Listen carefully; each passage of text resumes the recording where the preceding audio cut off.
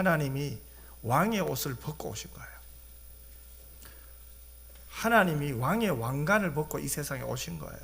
그렇기 때문에 하나님의 그 사랑에 완전히 굴복해야 돼요. 압도하는 은혜 앞에 나는 없어요. 오직 주의 영광이 있는 이번 한 주간 특별히 성탄절이 되었으면 좋겠다 싶어요. 내가 죽어야 돼요, 여러분. 내가 살면 안 돼요. 주님이 죽으셨잖아요. 나 때문에. 우리 모두 다 오늘 말씀을 듣기 전에 한번 이런 마음으로 말씀을 들었으면 좋겠어요. 하나님 맞아요. 내가 죽어야 됩니다. 내가 죽어야 됩니다. 내가 죽어야 됩니다. 그 고백과 그 믿음이 하나님께 드려지는 은혜가 있기를 주님의 이름으로 축복합니다. 자, 오늘은 십계명 제3계명이에요. 하나님께서 십계명을 통해 우리에게 하나님과 바른 관계를 유지하도록 가르쳐 주세요. 그래서 1계명은 하나님 외에 다른 신을 내게 두지 말라고 명령하셨죠. 즉 예배의 대상을 우리에게 가르쳐 주셨어요. 그리고 2계명에서는 우상 숭배를 금지함으로 예배의 방법을 가르쳐 주셨어요. 1계명이 예배의 대상으로서 유일하신 하나님을 강조한 것이라면 2계명은 예배의 올바른 방법을 강조하고 있죠. 1계명이 거짓된 신을 경계하도록 가르치고 있다면 2계명은 거짓된 예배를 경계하도록 가르치고 있다는 거죠. 그러면서 오늘 제3계명은 예배의 태도와 삶 속에서 하나님의 이름을 존중하라는 명령이에요. 하나님의 이름은 단순한 명칭이 아니죠.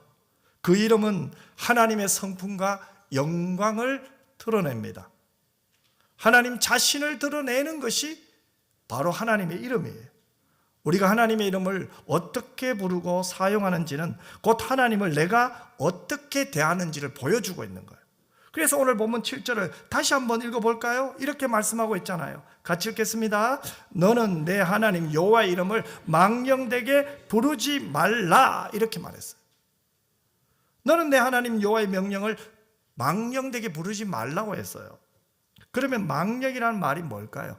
흔히 우리가 생각하는 망령되다 참 어려워요. 왜요? 우리나라에서 보통 이 망령 들었다 하면 나이가 많아서 정신이 왔다 갔다 하는 상태를 말해요.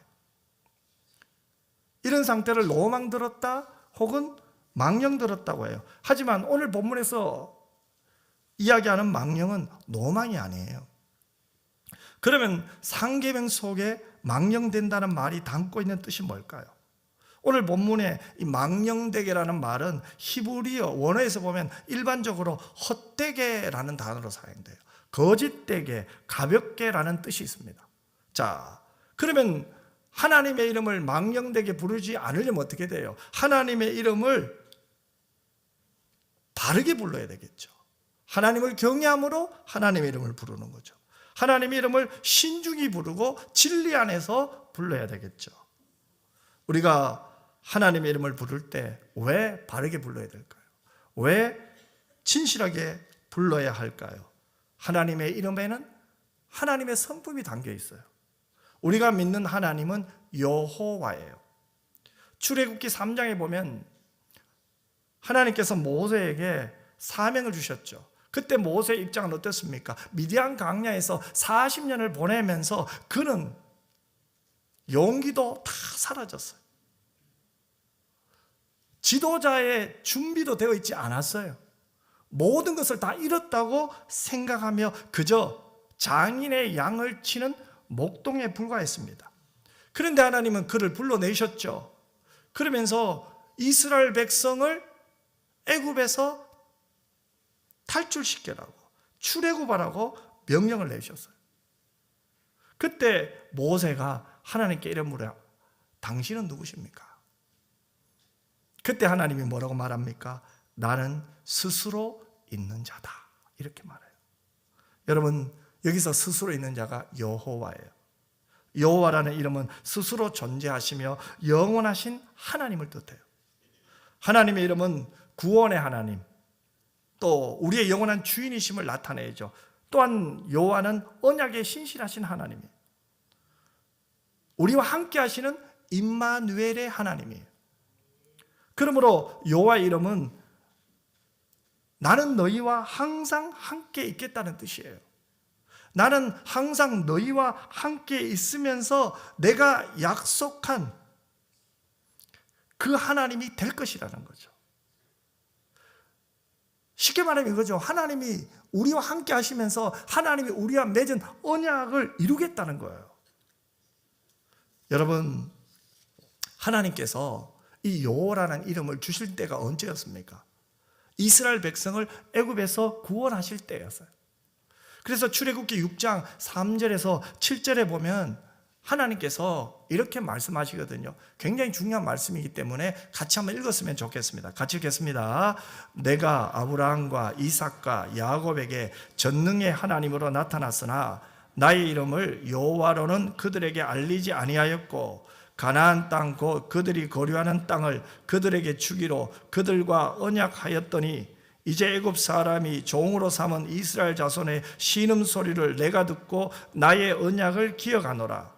그러므로 이스라엘 자손에게 말하기를 나는 여호와라. 내가 애굽 사람의 무거운 짐 밑에서 너희를 빼내며 그들의 노역에서 너희를 건지며 편팔과 여러 큰 심판들로서 너희를 속량하여 너희를 내 백성으로 삼고 나는 너희의 하나님이 되리니 나는 애굽 사람의 무거운 짐 밑에서 너희를 빼낸 너희의 하나님 여호와인 줄 너희가 알지라. 아멘. 하나님이 뭐라고 합니까? 내가 너희와 함께 있으면서 너희 하나님이 된다는 거죠. 그러면서 너희는 나의 백성이 된다 하셨어요. 그러한 이름을 주시면서 하나님께서는 이스라엘 백성들과 언약을 맺으셨어요. 그래서 하나님은 자신을 여호와라고 말씀하고 있는 거예요. 이스라엘 백성들에게 이렇게 말씀하신 것을 반드시 지키시는 분이라는 거예요. 왜냐하면 여호와의 말에는 언약의 신실한 하나님이라는 의미가 담겨져 있어요. 언약의 신실한 하나님께서 이스라엘 백성들과 함께 하시겠다고 하셨어요. 여러분, 하나님이 다른 민족들에게 어떻게 부릅니까? 대부분의 사람들은 하나님을 창조자, 전능자 이렇게 불러요.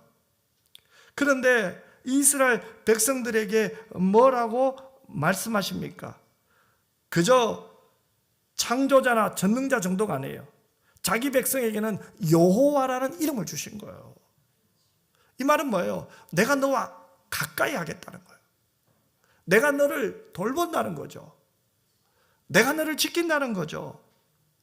여러분, 성탄절은요, 이 성탄은 예수 그리스도께서 이 세상에 오신 거예요. 그러면 예수님이 이 세상에 오신 것은 하나님께서 우리와 더 가까워지셨다는 거예요. 마태복음 1장 21절에서 23절에 보면 이렇게 말씀하고 있거든요. 우리 같이 한번 읽겠습니다. 아들을 낳으리니 이름을 예수로 하라. 이는 그가 자기 백성을 그들의 죄에서 구원할 자의 심이라 하니라. 이 모든 일이 된 것은 주께서 선지자로 하신 말씀을 이루려 하심이니 이르시되 보라 처녀가 잉태하여 아들을 낳을 것이요 그의 이름은 임마누엘이라 하리라 하셨으니 이를 번역한즉 하나님이 우리와 함께 계시다 함이라. 여러분, 이것은 무엇을 의미합니까? 하나님께서 우리를 사랑하셔서 왕의 옷을 벗으시고 이 세상에 오신 거죠. 그래서 C.S. 루이스는 이렇게까지 말했어요. 하나님께서 역사의 수채 구멍으로 오셨다는 거예요. 하나님이 그렇게 이 세상에 오셨어요. 가장 낮은 자로 오셨어요. 하나님이 왕이세요. 나는 여호와야. 나는 나야. 유일하신 하나님께서 어떻게 사람의 몸을 입고 이 세상에 오셨어요? 가장 낮은 자리로 오셨어요. 모든 것을 내려놓고 오셨어요. 하나님은 그렇게 세상에 오셔서 내가 여기 있다. 여기에 내 이름이 있다. 여호와가 구원하신다. 그것이 내 이름이다. 이제 내가 너와 교제하고 싶단다. 이제 나는 너와 만나고 싶단다. 그래서 우리를 불러주신 거예요. 하나님은 예수님을 통해서 우리와 깊은 교제를 나누시기를 원하신 거예요. 그래서 여러분, 예수라는 이름은 여호와와 구원이 합쳐진 이름이에요. 예수는 여호와께서 구원하신다는 이름이에요. 여호와 하나님께서 우리를 구원하신다. 그 이름이 예수예요, 여러분. 이렇게 보면 여러분, 구약뿐만 아니라 신약 성경 전체에서도 여호와라는 이름이 나와 있잖아요. 하나님은 여호와라는 이름으로 우리를 구원만 하신 게 아니에요. 직접 세상에 들어오셨어요. 구원하시려고 세상에 들어오셔서 인간이 되시고 인간과 함께 계시며 우리를 구원하신 거예요. 하나님 이름은 예수 그리스도에게로 임재하신 거죠. 또한 예수 그리스도의 복음에도 임재하고 있어요. 그래서 사도 바울은 이 은혜를 깨닫고 나서 어떻게 됩니까? 평생 은혜의 복음을 전하는데 그의 생명을 바쳤어요. 그래서 우리 교회도 내년에는 이 은혜의 복음을 전하는데 생명 한번 걸어보려고 해요. 은혜의 복음을 전하는데 방해되는 것들은 내려놓고 오직 은혜의 복음을 전하는데 전심전력 한번 해봤으면 좋겠어요. 왜요? 우리 안에는 예수 그리스도가 계시잖아요. 여호와가 나를 구원하셨잖아요. 예수님이 나 때문에 십자가 지셨잖아요. 나 대신 피를 흘려주셨잖아요. 그러면서 예수님 마지막 죽어가면서 예수님이 다 이루었다고 말씀하신 이유는 어디에 있습니까? 내가 너희 죄를 대신하여 내가 십자가를 졌다. 이제 걱정하지 말아라. 이제 너는 내게 속했다. 이제 너는 내가 도와준다. 내가 너와 함께한다. 임마누엘 하나님이 저와 여러분과 함께 하겠다는 말씀 아닙니까? 그 하나님이 우리를 사랑하고 있고 지금도 우리와 함께 하시고 있고 우리 예배를 받으시면서 우리에게 임재하시는 하나님. 어떻게 예배를 받으시는 분이 임재할 수 있겠어요? 그 신비로움이 바로 어떻게 나타났습니까? 성탄을 통해서 나타납니다. 예수님이 이 세상에 오심으로 우리의 죄를 대신하여 십자가를 지시고 3일 만에 부활하신 것으로 나타난 거예요. 그러면 이제 우리는 어떻게 됩니까? 그 이름을 전해야 되는 거예요. 그 이름을 이 세상에 나타내야 되는 거예요. 여러분, 하나님의 이름은요 모든 피조물 속에 임재하고 있어요. 하늘을 보세요. 하나님이 보호자예요. 땅은요 하나님의 발등상이에요. 하나님은 만물 속에 임재해 계세요. 하지만 동시에 언약의 백성인 우리와도 함께하고 있는 거예요. 하나님은 자신이 창조한 만물 속에도 그 이름을 두시고 오늘 저와 여러분에게도 그 이름을 두시고 계시는 거예요. 하나님께서 이스라엘 백성뿐만 아니라 우리와도 이런 언약을 맺으셨잖아요. 그러므로 결코 우리를 떠나시는 일은 절대 없을 거예요. 여호와께서 우리와 함께 계시기 때문에 이제 우리는 그분의 이름을 가볍게 불러서는 안 돼요. 우리가 여호와 이름을 부르면 내가 너희와 항상 함께 있겠다고 말씀하신 여호와께서 말씀으로 우리와 함께 하시는 거예요. 말씀으로 우리에게 가까이 나오시는 거예요. 그런데 우리가 여호와 이름을 가볍게 이야기하거나 그분이 우리와 함께 계신데도 우상을 섬기는 헛된 심정으로 하나님을 예배한다면 어찌 되겠습니까? 그러므로 나는 내 하나님 여호와 이름을 망령되게 부르지 말라. 이 명령은 하나님의 이름을 존중하고 경외하라는 아주 깊은 의미를 담고 있어요. 그래서 이 청교도와 개혁주의 신학자들은 이 계명에 대해서 이렇게 적용할 것을 제시하고 있습니다. 먼저 이 조나단 에드워즈라는 분이 있어요. 조나단 에드워즈는 이렇게 말하고 있습니다. 화면이 곧 뜰 거예요. 하나님의 이름을 존중하는 것이 신앙생활의 기본이며 우리의 언어와 행동에서 하나님의 거룩하심을 드러내야 한다. 매튜엘의 그의 주석에서 보면 또 이렇게 말하고 있습니다. 우리 같이 한번 읽어볼까요? 하나님의 이름을 경외하는 것이 곧 하나님 자신을 경외하는 것이며 우리의 말과 행동이 하나님의 영광을 나타내야 한다. 아멘. 한 청교도 목사님이 있었어요. 그는 하나님의 이름을 매우 경외하며 사용하였고 특별히 설교 중에 하나님의 이름을 부를 때마다 잠시 멈추어서 심호흡을 하면서 말씀을 전하곤 했어요. 오늘날 성도가 물었어요. 목사님 왜 하나님의 이름을 부를 때마다 그렇게 하십니까? 그때 목사님은 대답했어요. 하나님의 이름은 그분의 거룩하심과 영광을 담고 있습니다. 우리가 그 이름을 부를 때마다 그분의 임재를 기억하고 경외하는 마음을 가져야 합니다. 여러분, 하나님의 이름에는 무엇이 담겨져 있습니까? 하나님의 임재와 그분의 성품이 담겨져 있어요. 그래서 하나님께서 자기의 이름을 함부로 부르지 말라고 하시는 이유가 바로 여기에 있는 거예요. 그 이름에는 하나님의 모든 것이 담겨져 있기 때문에 그래요. 그래서 존 칼빈은 기독교 강요 제3계명을 언급하면서 이렇게 말했습니다. 우리 같이 한번 읽겠습니다. 하나님의 이름은 곧 그분의 명예와 권위와 같다. 그 이름을 경외함으로 사용하는 것은 곧 하나님을 존중하는 것이다. 놀랍지 않아요? 하나님의 이름은 곧 그분의 명예와 권위와 같은 거예요. 그 이름을 경외함으로 사용하는 것은 곧 하나님을 존중하는 것이다. 그런데 여러분, 여기에서 우리가 조심해야 될 것이, 이걸 예절로 보면 안 돼요. 우리는 너무 예절을 강조하다 보니까 예절로 해석하는 경우가 있어요. 그렇지가 않아요. 자, 그러면 구체적으로 한번 들어가 봅시다. 하나님의 이름을 함부로 부르는 것은 무엇을 말할까요? 가장 쉽게 말하면 이거예요. 하나님을 함부로 대하는 거예요.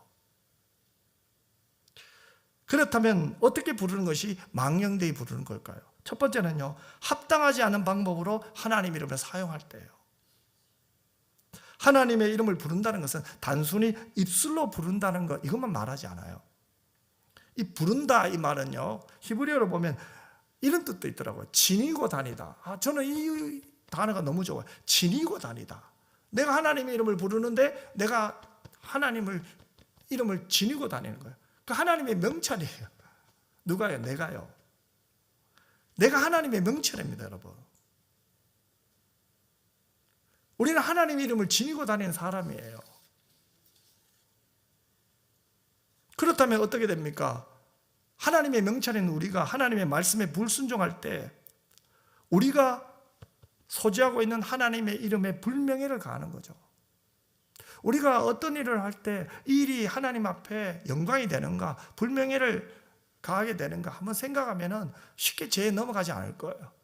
어떤 일을 할 때 우리가 왜 기도해야 됩니까? 그 기도를 통해서 이게 하나님 앞에 영광이 되는지, 하나님의 기쁨이 되는지, 아니면 하나님 이름에 불명예가 되는지, 그것을 기도하면서 깨닫는 거죠. 기도하지 않고 일을 하면 감정으로 해요. 내 기분으로 할 때가 많아요. 그래서 우리는 하나님께 기도해야 돼요. 반대로 우리가 하나님의 말씀대로 살 때마다 하나님의 이름에 영광을 돌린다고 한번 생각해 보세요. 얼마나 좋아요. 하나님이 오늘 우리 보고 뭐래? 우리의 예배를 보면서 너희들이 정말 나를 사랑하면서 드리는구나. 너희들은 정말로 중심에서 나를 향한 아름다움이 있구나. 중심을 보시는 하나님이 오늘 저와 여러분의 마음을 보시고 하나님이 기뻐하시며 고개를 끄덕거리는 은혜가 있다는 거죠. 이것이 바로 주일입니다. 여러분, 시편 24편 3절과 4절에 보면 이런 말씀이 있어요. 여호와의 산에 오를 자가 누구며 그의 거룩한 곳에 설 자가 누구인가? 곧 손이 깨끗하며 마음이 청결하며 뜻을 허탄한 데 두지 아니하며 거짓 맹세하지 아니하는 자로다. 이렇게까지 말해요. 그러면 여기서 조금 더 깊이 있는 적용입니다. 예배뿐만 아니라, 영적인 예배뿐만 아니라 삶의 예배에 적용을 해야 되겠죠.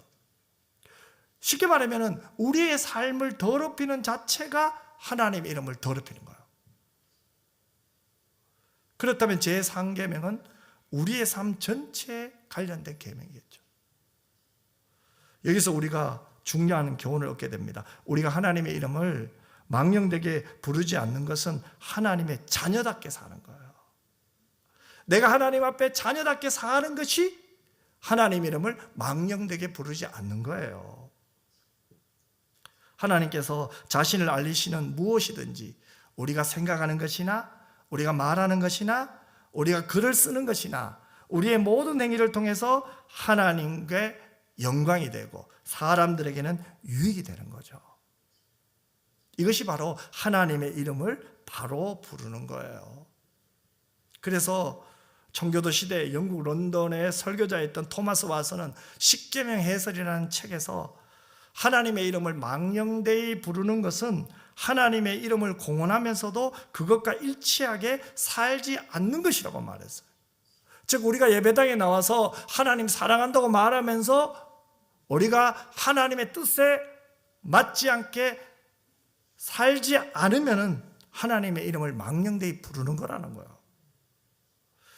제가 그분의 책에 있는 것을 조금 인용해 드릴게요. 읽어 드릴게요. 사람들의 말과 생활이 서로 모순될 때 고백의 가면을 쓰고 거짓말하고 속이고 그리고 불결할 때 그들은 하나님의 이름을 오용하며 망령되이 일컫는 것이다. 가장한 거룩은 이중의 제약이다. 물론 청교도들은 굉장히 좀 강하게 외쳐요. 그래서 이렇게까지 말하잖아요. 가장한 거룩은 이중의 제약이다. 그러면서 로마서 2장 24절 말을 인용해요. 로마서 4장 24절에 보면 이런 말씀이 있죠. 하나님의 이름이 너희로 인하여 이방인 중에서 모독을 받는도다. 하나님의 이름이 너희로 인하여 누구에게?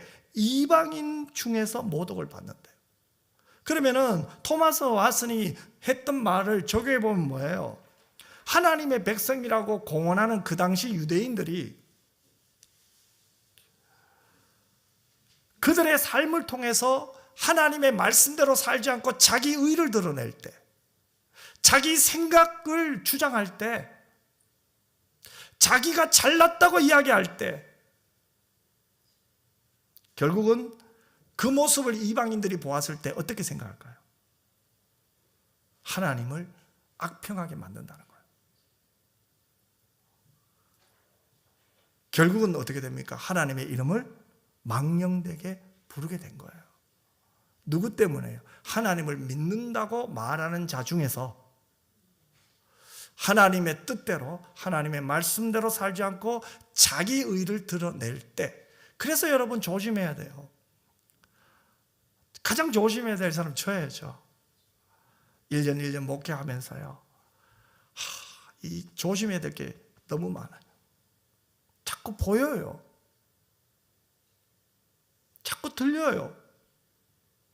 근데 가만히 보니 제 속에서 제 의가 또 올라오는 거예요. 그러니 제가 입을 열면 하나님의 이름을 망령되게 부르게 되잖아요. 그래서 할 수만 있으면 제가 해야 될 일은 하나님께 엎드린 것밖에 없어요. 하나님께 기도하고 하나님께 맡기는 것이 제가 마지막 할 일이에요. 점점 목회를 연수가 쌓이다 보니까 후배들에게도 하고 싶은 말을 막 생각날 때가 있어요. 그럴 때도 제가 할 수 있는 것은 뭐예요? 하나님께 기도하는 것밖에 없어요. 그것이 바로 하나님을 이름을 망령되게 부르지 않는. 왜요? 저도 잘 못하면서, 저도 바르게 살지 못하면서 다른 사람이 자꾸 들어오거든요. 왜요? 본 게 많아서 그래요. 들은 게 너무 많아서 그래요. 그렇다면 오늘 이 제3계명은 뭡니까? 우리가 어떠한 상황에서도 말이나 글이나 행위를 통해서 하나님을 영화롭게 하는 것에 우리의 초점이 있었으면 좋겠어요. 누가 말해요? 목사님, 왜 식사를 그렇게 맛있게 먹습니까? 그럼 저는 이렇게 말하고 싶어요. 하나님 영광을 위해 살려면 맛있게 먹어야 될 것 같아요. 목사님 왜 기도하십니까? 하나님 영광을 위해 살려면 기도하지 않으면 할 수가 없어요. 하나님을 영화롭게 한다는 거 프로그램으로 되면 얼마나 좋겠어요. 제 감정으로 되면 얼마나 좋겠어요. 제 경험으로 되면 얼마나 좋겠어요. 제가 갖고 있는 지식으로 되면 얼마나 좋겠어요. 아니에요, 여러분. 늘 하나님 앞에 깨어 있어야 돼요. 하나님 면전 앞에 서 있어야 돼요. 임마누엘의 하나님이 나와 함께 하시잖아요.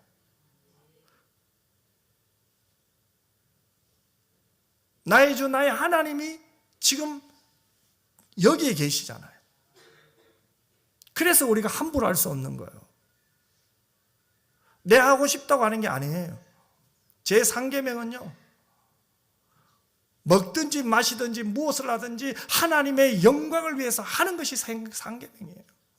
그것이 하나님의 이름을 망령되게 부르지 않는 거예요.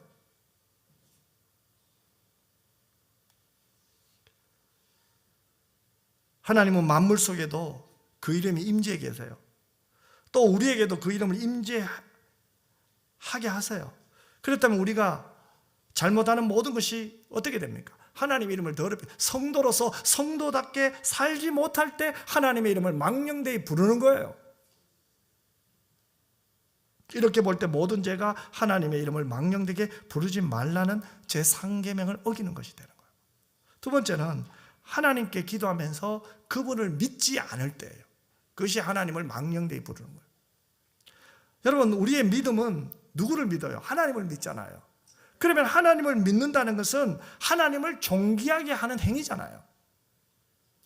존귀하게 하는 은혜가 바로 믿음이거든요. 그래서 하나님은 우리의 믿음을 보세요. 여러분, 아브라함을 보세요. 믿음의 조상이라고 하죠. 그런데 히브리서에 보면 아브라함을 뭐라고 말합니까? 바랄 수 없는 중에 하나님의 약속을 바라본 사람이라고 말해요. 왜냐하면 그가 100살이나 되었거든요. 이미 자기 몸이 죽은 자처럼 되었다는 거 알아요. 자기뿐만 아니라 그의 아내 사라도 나이가 많아 아기를 낳을 수 없다는 거 알아요. 그런데 중요한 것이 있어요. 하나님의 약속을 믿는 그 믿음이 약해지지 않았다는 거예요. 이게 아브라함의 믿음이에요. 내 자손이 이와 같이 많아질 것이다. 얼마나요? 하늘의 별처럼, 바닷가의 모래알처럼 많아질 것이라는 그 약속이 그는 믿었어요. 즉 그의 믿음은 하나님의 약속이에요. 하지만 현실은 어때요? 자신은 나이가 많고 아내도 나이가 많고, 현실은 할 수 없어요. 현실은 안 되는 거예요. 현실이 불가능하지만 하나님의 약속을 믿는 것, 그 약속을 끝까지 붙드는 것, 그 약속을 믿고 계속해서 간구하는 것, 그것이 믿음이에요. 이제 올 한 해가 다 해가면은 여러분 마음에 이런 생각이 있을 거예요. 내가 이렇게 기도했는데 왜 하나님 원래 안 이뤄줍니까? 하나님 이렇게 내가 간구하고 있는데 왜 여전히 이 문제는 내게 있습니까? 이런 마음 들죠. 저도 그래요. 근데 여러분, 괜찮아요. 아브라함 믿음 보세요. 현실을 불가능해 보였지만 하나님의 약속을 끝까지 믿었잖아요. 하나님은요, 그분의 뜻대로 구한 우리의 기도와 간구를 반드시 응답해 주세요. 그것을 우리가 믿어야 돼요. 육신의 욕심을 간구한 것이 아니잖아요. 여러분이 하나님께 기도한 것은 뭡니까? 하나님의 뜻을 구했잖아요. 그럼 반드시 응답받아요. 아멘. 포기하지 맙시다. 그리고 여러분이 하나님의 영광을 위해서 기도했잖아요.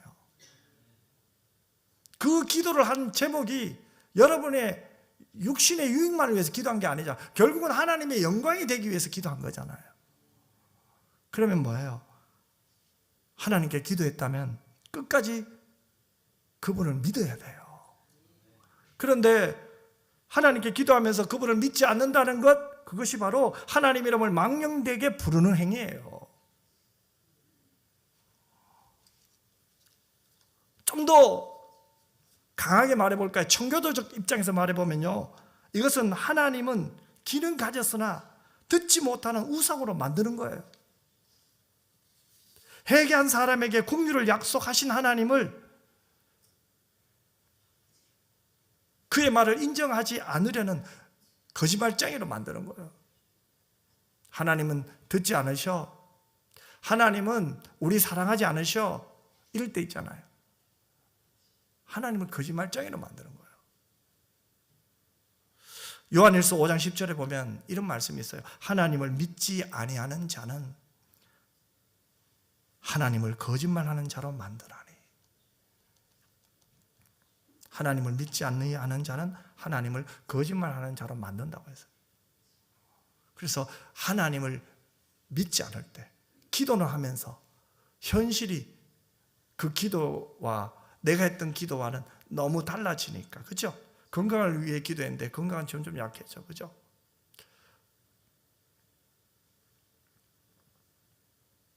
그럴 때 우리는 믿음이 약해진 거 맞아요. 하지만 그럼에도 불구하고 끝까지 언약의 하나님, 자비의 하나님, 신실하신 하나님을 믿는 저와 여러분 모두가 되시기를 주님의 이름으로 축원합니다. 어느 날 한 청년이 아주 어려운 상황에 처해 있었어요. 그러나 하나님께 기도하며 도움을 요청했지만 마음 한편으로는 하나님께서 응답하지 않으실 것이라는 자꾸 의심이 들었어요. 하나님 앞에 기도는 하는데 이게 과연 이루어질까? 지금 내 나이가 얼마인데, 지금 내 형편이 어떤데, 지금 내가 처한 상황은 이러한데 과연 될까?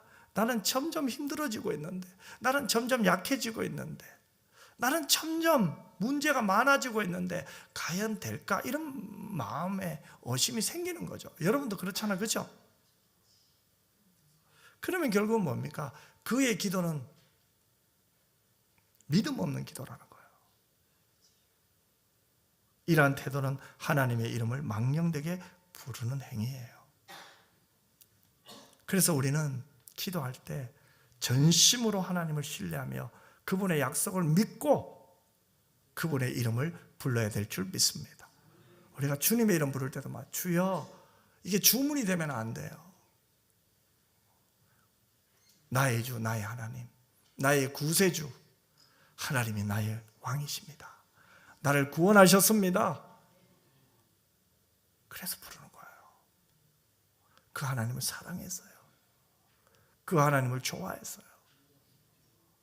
그 하나님이 너무 보고 싶었어요. 이미 나와 임재하고 계신 영이신 하나님이잖아요. 그 하나님을 더 느끼고 싶어서 하나님의 이름 부를 때 그것은 하나님의 이름을 망령되게 부르는 행위가 아니겠죠? 하나님이 기뻐하시는 행위예요. 결론입니다. 그러면 이 상계명을 우리의 삶에서 어떻게 적용해야 될까요? 오늘 세 가지만 이야기할게요. 첫 번째는 언어 생활의 적용이에요. 우리의 일상생활 속에서 하나님의 이름을 가볍게 사용하지 않도록 해야 돼요. 한동안 요즘은 많이 없어진 것 같아요. 제가 이게 청소년 시절에 친구들 늘 하면 오마이갓, 오마이갓 막 이렇게 농담 비슷하게 한 게 많아요. 그때 한참 외국 그 영화들 있잖아, 그죠? 특히 미국 영화들이 막 들어오기 시작하고 텔레비전에도 막 이렇게 방송되고 할 때였던 것 같아요. 그러니까 모이면은 교회 안에서도 그렇고 일상생활에서 하나님 이름을 너무 가볍게 사용하지 않는 거죠. 감탄사나 습관적인 표현으로 하나님 이름을 남용하지 않도록 좀 조심했으면 좋겠어요. 두 번째는 기도와 예배에서의 적용이죠. 기도나 예배 중에 하나님의 이름을 부를 때 하나님의 거룩하심과 영광을 깊이 묵상하며 경외하며 불렀으면 좋겠어요. 즉 하나님이 여기 계시다, 나를 사랑하신다, 나와 함께 하시면서 나를 사랑하시며 그분은 전능자시며 그분은 또한 영광 받으실 분이다. 그렇다고 해서 거룩하고 거룩하시나 이렇게 기도하는 말이 아니에요. 우리의 이 마음 깊숙한 곳에서 하나님과 인격적인 교제를 좀 나누면서 하나님을 만나면서 기도하라는 거죠. 너무 가볍게 해도 안 돼요. 너무 무겁게 해도 되지 않는 거죠. 즉 우리가 하나님의 이름을 망령되이 부르지 않으려면요, 일상의 삶에서 하나님과의 바른 관계가 유지가 돼야 돼요. 아멘. 그거 안 되면요, 우리가 예배 드릴 때 결국은 외식 찾게 돼요. 일상적인 삶에서 하나님과의 바른 관계 될 때 영적 예배도 바르게 되는 거예요. 마지막 세 번째는요, 삶의 태도의 적용이죠. 하나님 이름을 망령되게 부르지 않기 위해서 우리의 삶 전체가 하나님의 거룩하심을 반영하도록 노력해야 돼요. 이는 우리의 행동이나 생각이나 말이 모두 하나님을 영화롭게 하는 방향으로 나가야 돼요. 사랑하는 성도 여러분, 상계명인 하나님 이름을 망령되게 부르지 말라는 것은 단지 입술의 문제만이 아니에요. 저와 여러분의 생각이나 말이나 행동이 하나님의 이름에 합당해야 된다는 거죠. 즉 하나님의 자녀답게 사는 거예요. 어떻게 하나님의 이름을 존중하며 살 수 있을까요? 삶으로 하나님을 영화롭게 할 때죠. 우리가 어떻게 하나님의 성품을 드러냅니까? 우리의 말과 행동이죠. 우리가 예수 그리스도의 제자됨을 어떻게 증명합니까? 우리의 삶이죠. 내가 믿는 나의 주, 나의 하나님, 내 삶을 통해 보여주는 거죠. 그것이 전도예요. 그것이 선교예요. 그것이 하나님의 이름을 망령되게 부르지 않는 거예요. 오늘 이 제3계명 이 말씀 꼭 기억하며 항상 하나님의 이름을 존중하며 그분의 거룩하심을 드러내는 삶을 살아가시는 저와 여러분 모두가 되시기를 주님의 이름으로 축원합니다. 기도하겠습니다. 참 좋으신 아버지 하나님, 오늘 우리는 하나님의 자녀로 이 자리에 있습니다. 그 자녀의 권세, 그 자녀의 특권을 놓치지 말게 하여 주시고, 나는 너를 구원한 여호와야, 나는 너와 함께 결코 나를 떠나지 않아, 이 여호와 하나님을 끝까지 사랑하고 존중하며 그분의 거룩하심을 드러내는 삶을 살게 하여 주옵소서. 거룩하신